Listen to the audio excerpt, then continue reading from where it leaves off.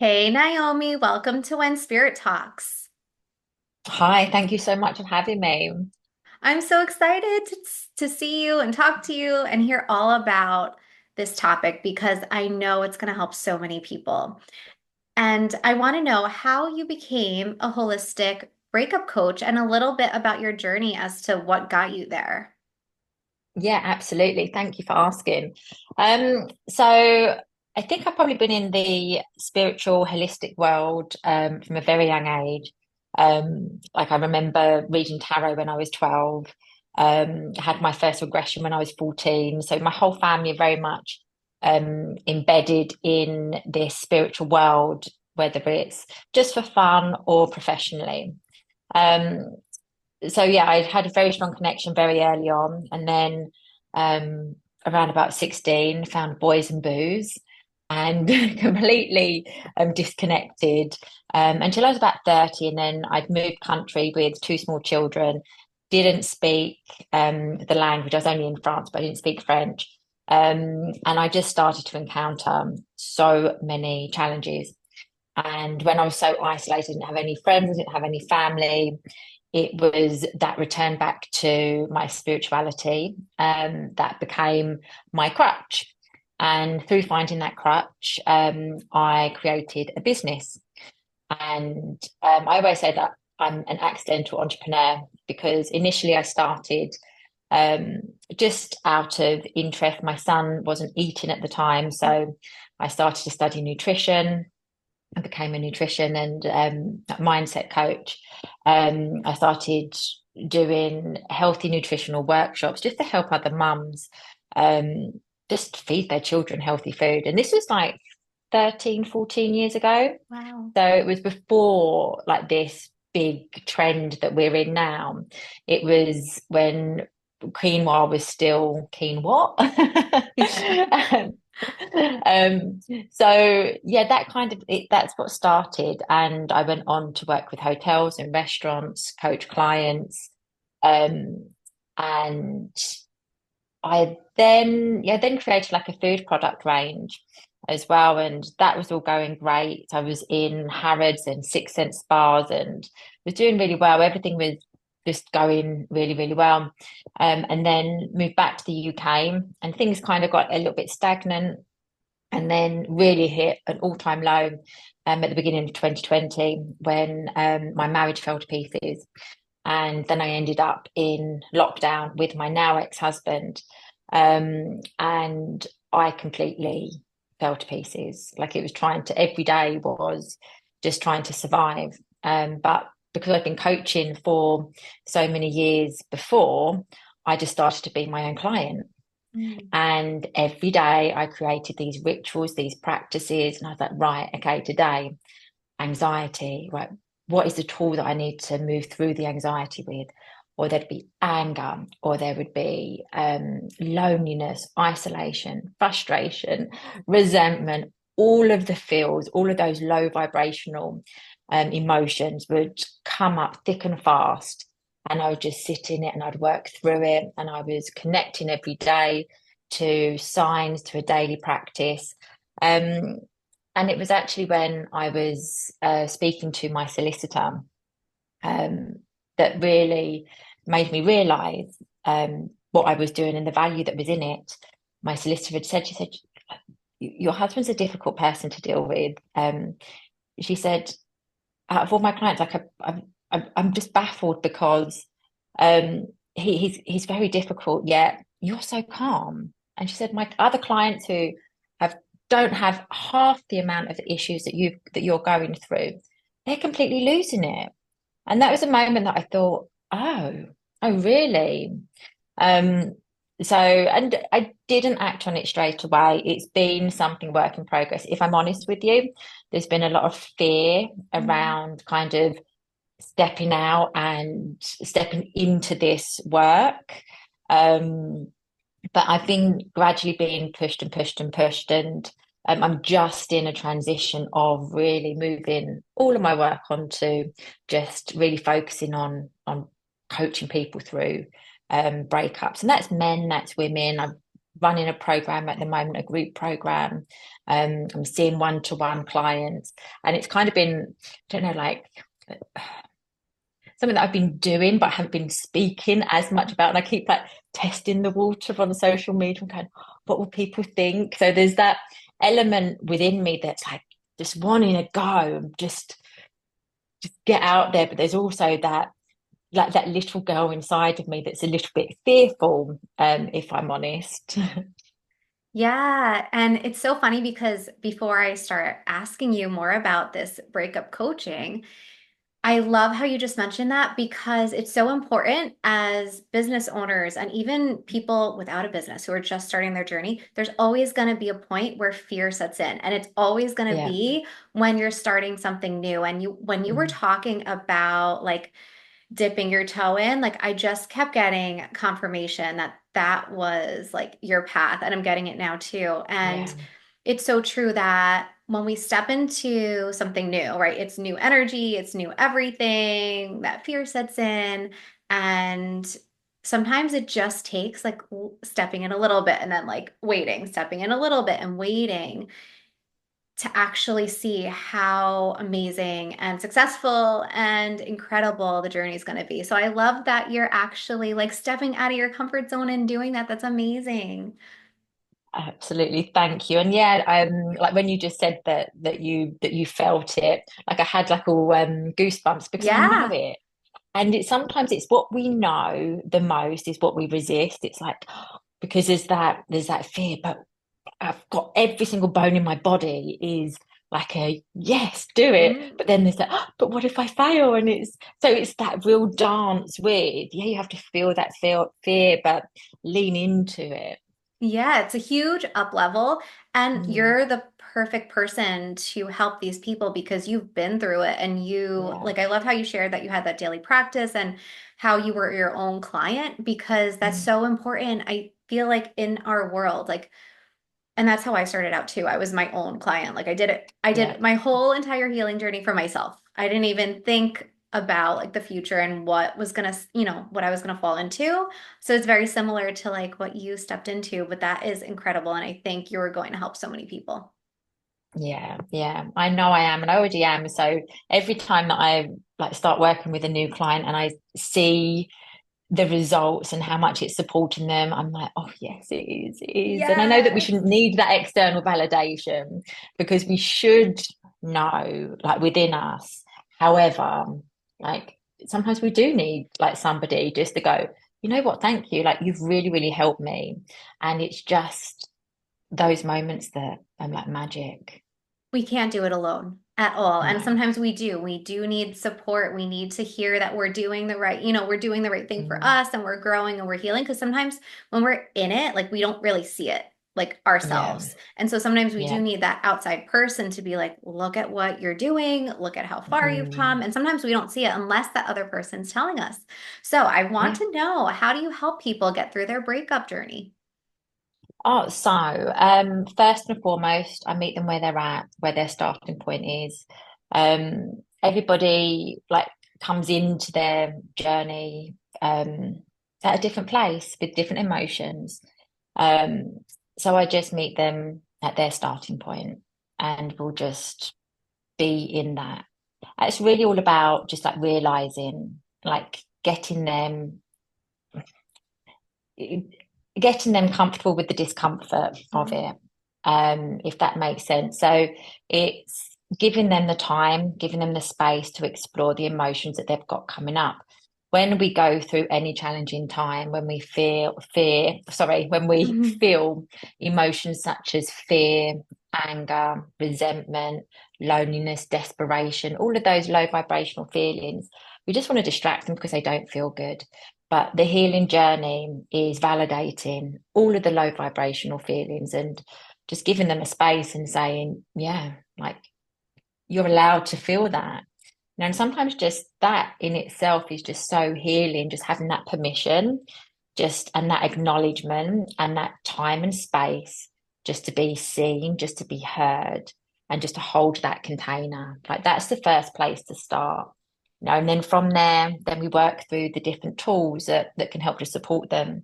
And there's loads and loads of tools that I've got, from how to get over like the anxiety, the loneliness, like from dating again. I always say, actually, I always advise whenever they like, because as soon as they're single, and especially if they've been in a relationship for a long time, it's like, oh, I can go dating again. I'm like, no, that is one thing, like, please don't do. And obviously, I can't stop people doing that, but I always advise not to, because otherwise you just take all of that pain, all of that anger, all of those feelings, all of that energy that hasn't been cleared, that hasn't been resolved into that next relationship. And that next relationship becomes a container for the unresolved issues. And we keep attracting the same patterns and types of people into our lives. So it's really key just to have time just to heal, to grieve, to overcome like everything that is real for that person. And it will be different for each individual because there's a grieving process, and everybody will grieve in a different way. And it's just allowing that.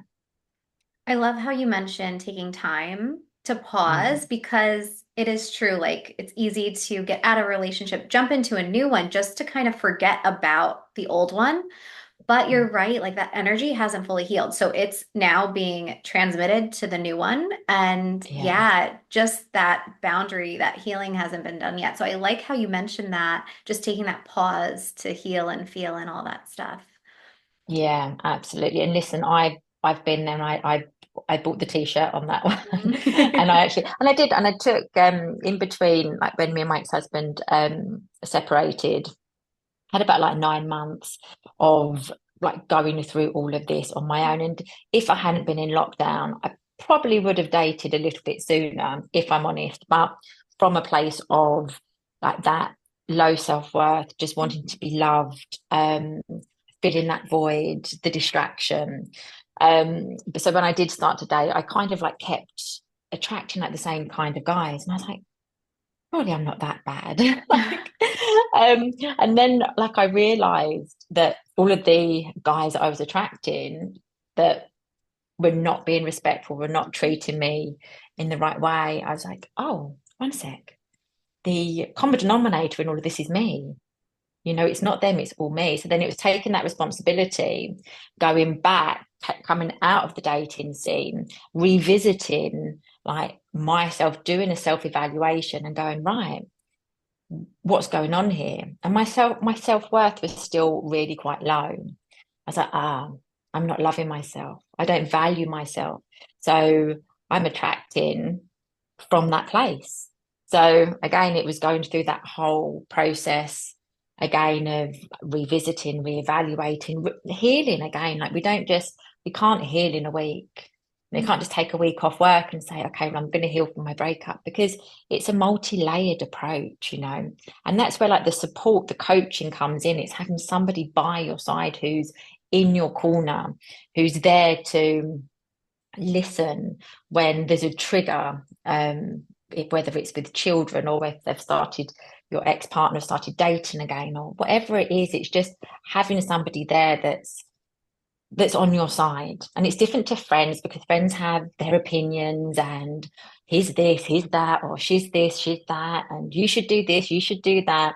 And the coaching's different. The coaching is about space holding. The coaching is about offering solutions to help that individual move through the emotion and exploring the emotion, exploring what's going on, and um, creating a new reality. Like I'm really thinking about, okay, like, so this is a new start. What does this look like? And it's almost like trying to find that excitement, like transmuting that fear into excitement, going, oh, okay, so I've got all of this fear that I'm on my own now, but I'm on my own. Like, what does that mean? Where were my needs met in my last relationship? What do I need to be doing? What do I want to be doing?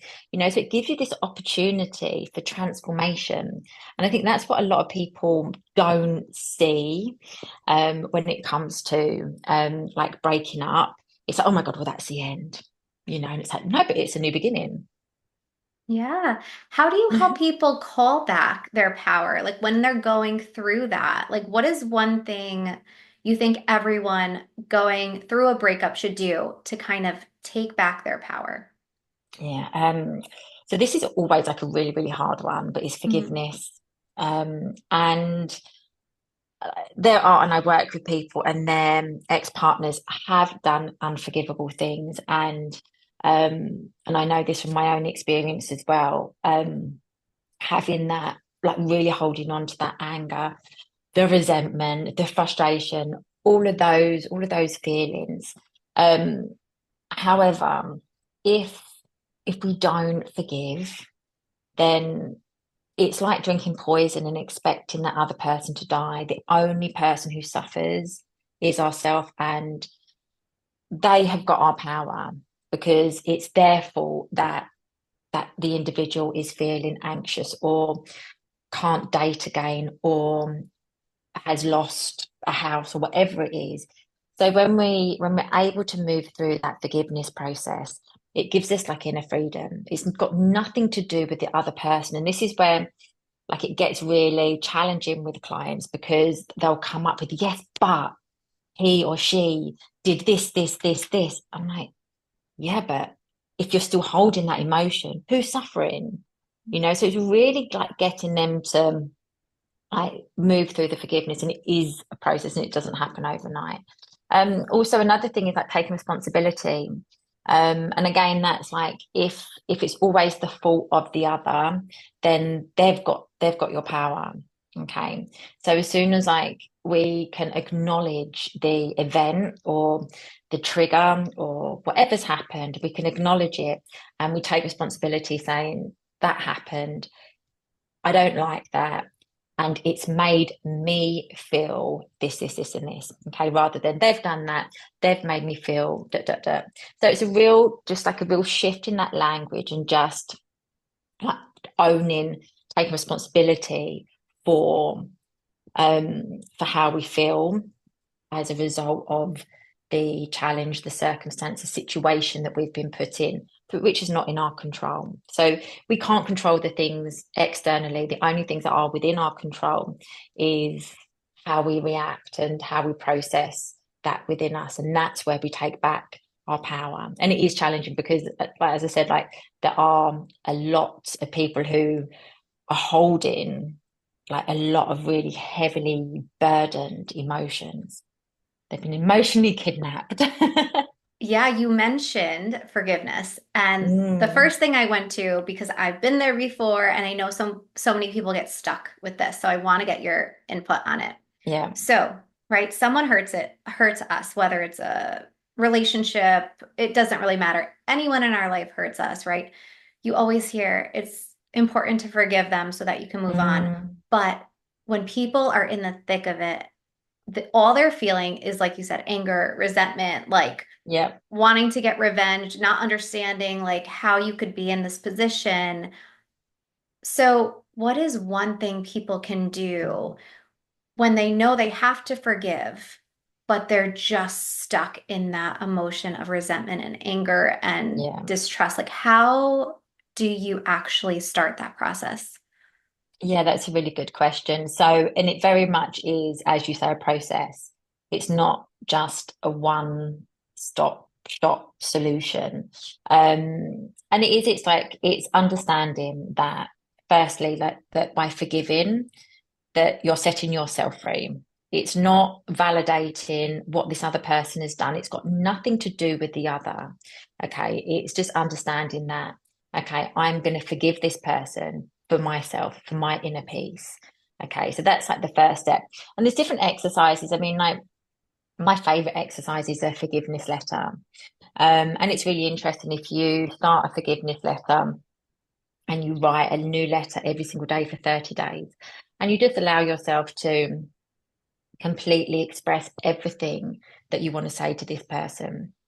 And then you just get rid of the letter because there's a real, and I always recommend to write it because there's a real power in the pen and a connection from our brain as we write. And when we do this, like the first letter will be fierce, fiery. I remember like scribbling on my Hmm. page, like ripping it to pieces. And but even that process, like that was the anger having its space to be expressed rather than being suppressed.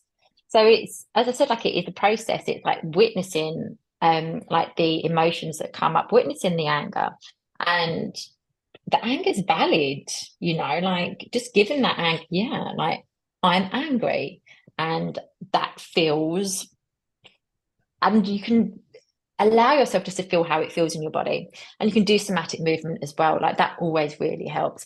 And also by noticing like where it is in your body, like a lot of people, it'll be in the heart, it'll be in the solar plexus. So heart chakra, broken heart, solar plexus, um, personal power, confidence, and root as well. Like the safety and security has Hmm. been ripped to pieces. All of the lower chakras. So yeah, doing a forgiveness letter every day for 30 days, and the energy definitely shifts by the 30th day. And it is like, and you might have to like keep going back and revisiting, and especially if you've got children as well, because even if you kind of go through that forgiveness process and then with children, your ex-partner might do something that triggers something, and then those old emotions come up and it's like, oh, okay, let's go back to the letter again.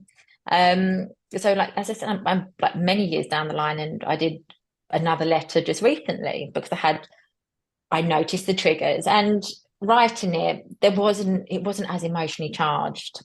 So as I said, it is a process, but and it isn't just, well, I'm going to write one letter and then like that's going to be it. You have to give yourself that time and that space to allow the emotions to come to surface so that you can release them. That letter, that idea is fantastic. It's so good because I can just, as you were speaking, I was just picturing like, yeah, that first letter is probably going to be just full of anger but I Mm, can't see if you are releasing it, that same level of anger that you start with is going to be the same after 30 days. Like I yeah. just don't think it's physically possible if you are releasing it for Mm, it to mm, stay. So I think that's such a great way to release it in a healthy way. And then you can also see like the progress that you've made yeah. from day one to day 30. So that is so cool. Yeah, yeah. It's a good exercise to do, and it's tangible because you can see the results Hmm. as well. And you mentioned the somatic practices. How has breath work helped you kind of tune into yourself during periods of stress or anxiety or grief or sadness through the breakup period? Yeah, absolutely. So I've been practicing conscious connected breath since 2017, actually. Um, and I trained for breath work to be a teacher in, I think, 2021 or 2022. I lose track of lockdown. How many people, it's just a blur of time. Um, and because I'd always had like this real fascination with like how powerful our breath is and and this huge curiosity. And then I retrained in a different style last September, and that style was called Bionic, which is the conscious connected breath, but really like kind of like focusing in on this breath work style. And then I've just come back from Barcelona for another, like even more in-depth training, and I've got another one booked for next year. So I'm really passionate and really committed to breath work as a really powerful holistic tool. So where the holistic breakup coach kind of comes in is that I have like all of the practical tools like write a forgiveness letter, but then also like the spiritual tools that like support that journey.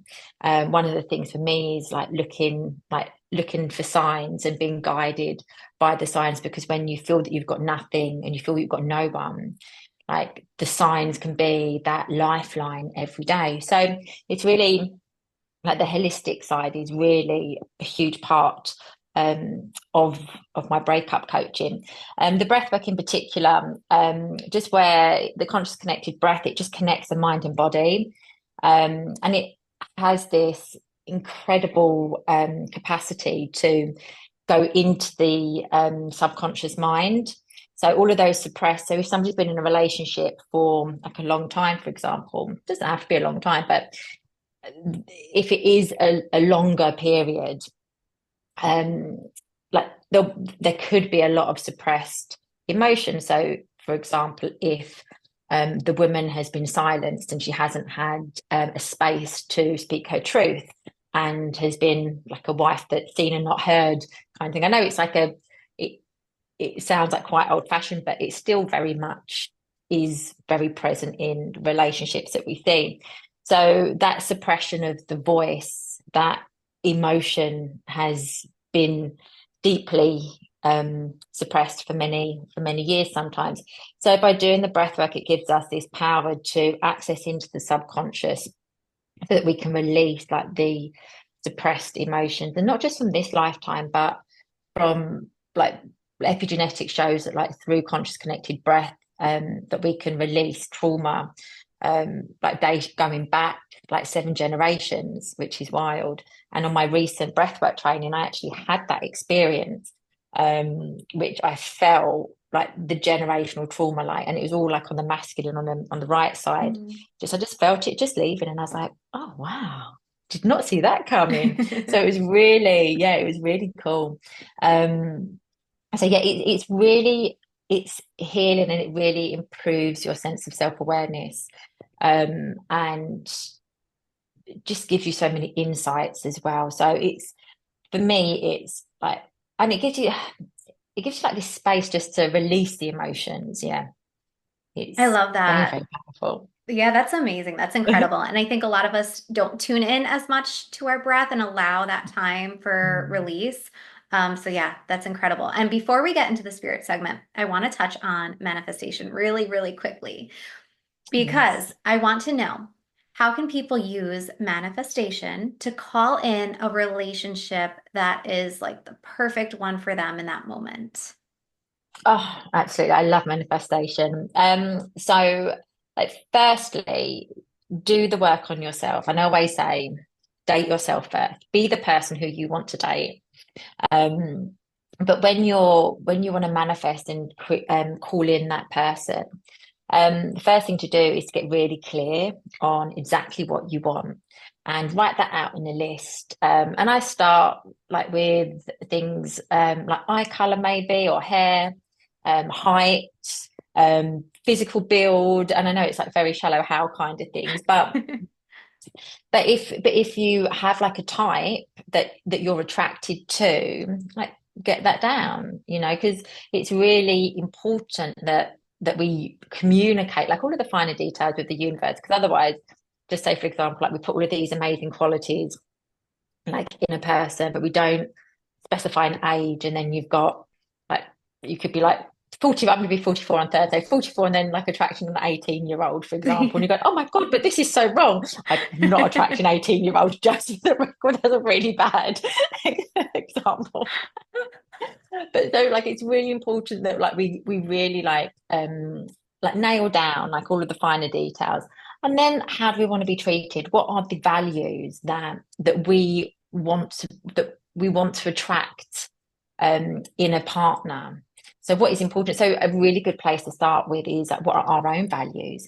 And going through a breakup, like sometimes that you completely have lost who you are. Like a lot of the work that I do with clients is also like around identity, because they've kind of merged into their ex-partner, and just asking them questions and giving them that space to explore who they are now, what their values are. That can be really powerful for when you're attracting um, a new partner in as well.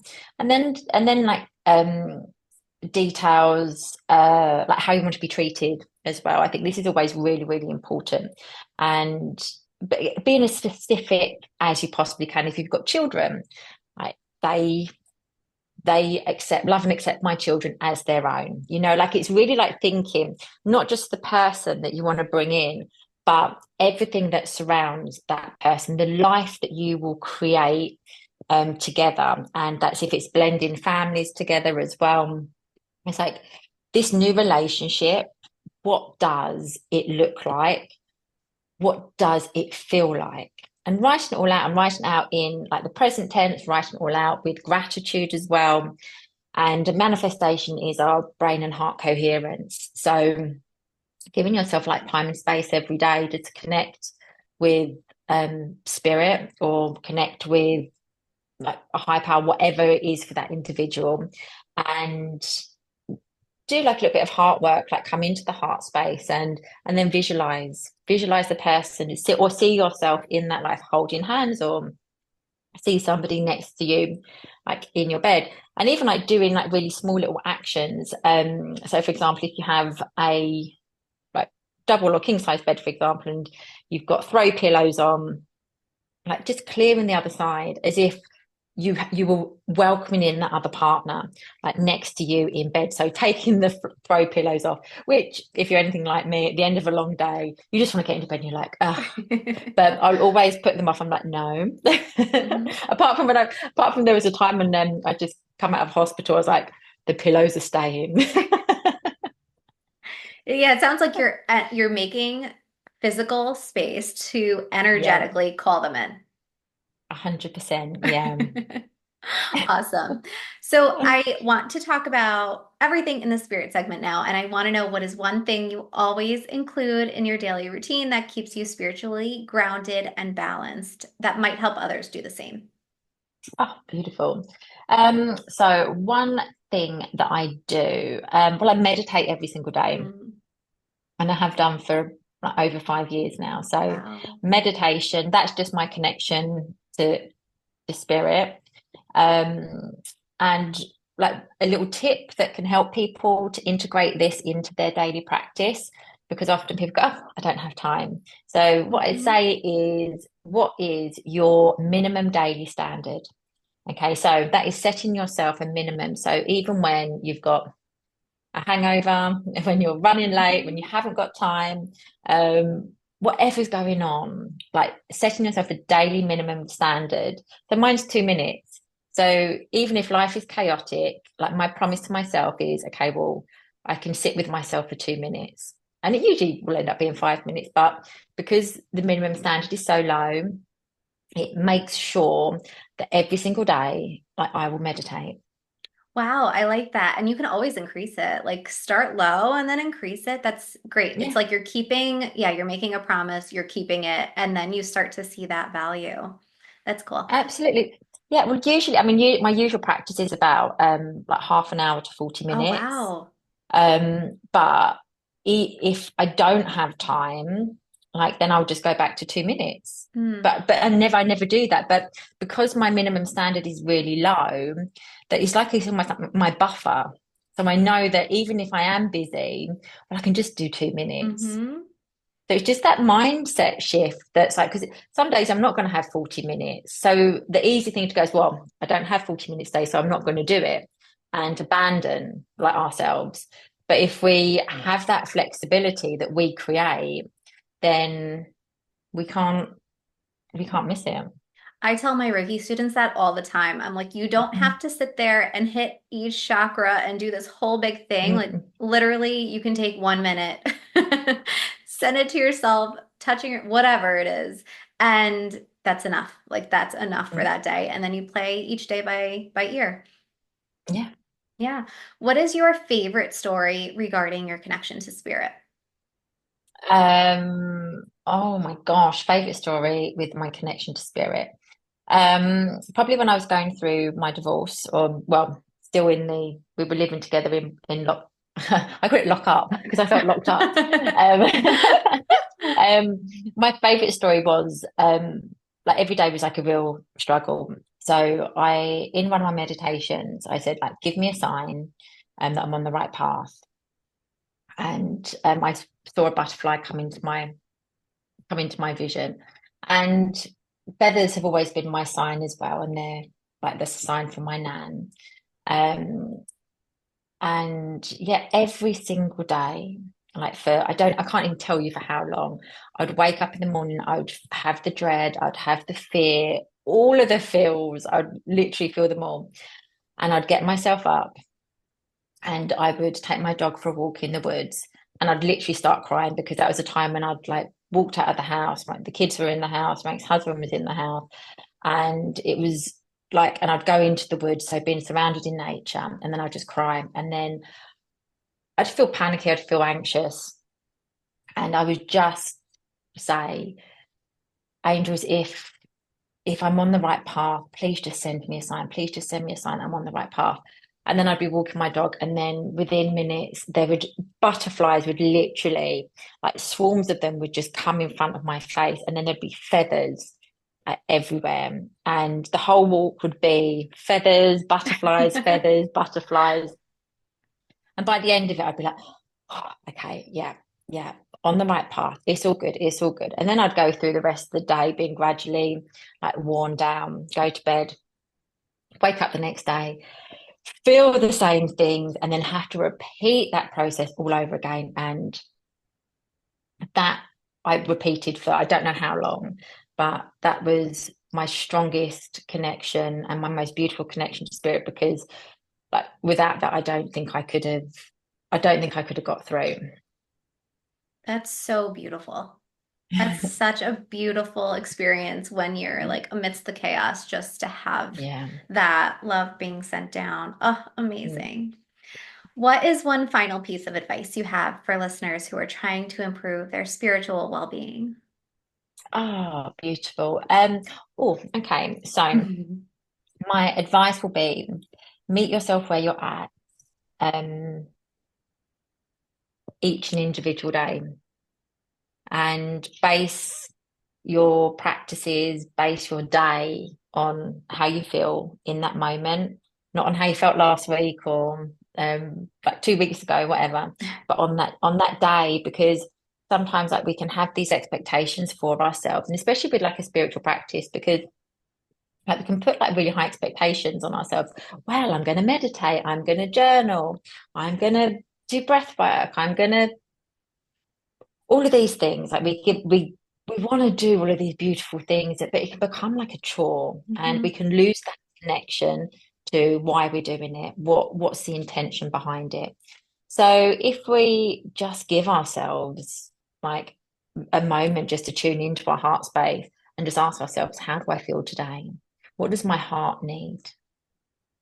And then Hmm. that gives us this wonderful opportunity to meet ourselves where we're at in that moment. And from there, um, create the day that we want to see for ourselves. So, do a meditation if our heart's saying meditation. It might say walk in nature, but we're tuning in to ourselves. And rather than just like doing all of the spiritual practices to tick the boxes, we're embodying them, we're embracing them, we're actually like nourishing ourselves on a soul level from just like connecting. What do I need? That was so well said. That was so well said. I love it because, yeah, when you tune into yourself, you really figure out what you need because no Mm, one else can tell you what you need except for you. mm, So just yeah. giving yourself that time to connect is amazing. Now, Naomi, where can our listeners go to learn more about you? Oh, I would love it if they could find me on Instagram. And my Instagram is Nourished by Naomi. Amazing, amazing. Now, before we go, I pulled your card and I Oh, am ready to show you. You ready? I'm so excited. You got the Nine of Wands, which in this card, it's like a black sky with these beautiful little orange lanterns. And what I thought of was how you moved through the darkness. And it's funny because I didn't even think of this until now, but at first, what I was thinking was you moved through the darkness and you just brought yourself to the light by working on yourself and like healing yourself and growing and like even seeing your light within. But once you share that story about spirit with the butterflies and the feathers, Yeah, that's what I'm seeing, like you walking through the woods as you were sharing that story, and all of these yeah. little lights from spirit are showing up for you. So Oh, I love that. that's beautiful. I love that. Thank You're you. welcome. And the message for everyone else regarding this card is if you're walking through the darkness right now, just really give yourself time and notice like little bits of gratitude around, like focus on one or two things you absolutely feel that you cherish in your life in this moment because that is what's going to get you through the darkness, through the process, and that's where you're going to find your strength. So, Oh, beautiful. thank you. Naomi, thank you so much for coming on and talking and sharing all about your amazing gifts. I appreciate you. Oh, thank you so much for having me. It's been such a pleasure to meet you properly and to talk to you.